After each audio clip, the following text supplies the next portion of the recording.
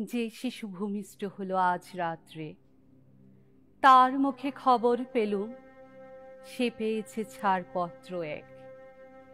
নতুন বিশ্বের দ্বারে তাই ব্যক্ত করে অধিকার, জন্মমাত্র সুতীব্র চিৎকারে।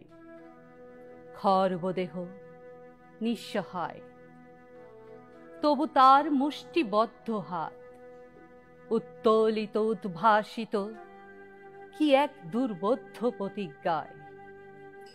সে ভাষা বোঝে না কেউ, কেউ হাসে, কেউ করে মৃদু তিরস্কার।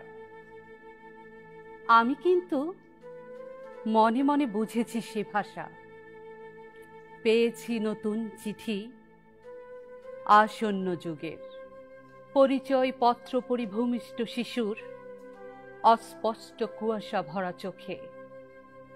এসেছে নতুন শিশু, তাকে ছেড়ে দিতে হবে স্থান। জীর্ণ পৃথিবীতে ব্যর্থ মিতোয়ার ধ্বংসস্তূপ পিঠে চলে যেতে হবে আমাদের।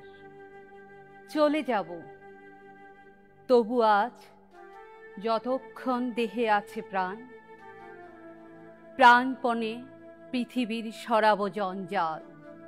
এ বিশ্বকে এ শিশুর বাসযোগ্য করে যাব আমি। নবজাতকের কাছে আমার দৃঢ় অঙ্গীকার।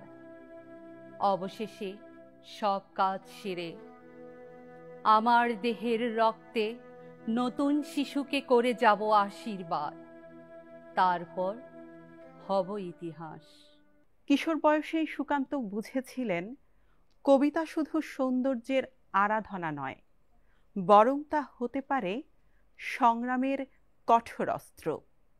জীবনের কঠোর বর্বরতার সামনে দাঁড়িয়ে তিনি রচনা করেছিলেন ছাড়পত্র।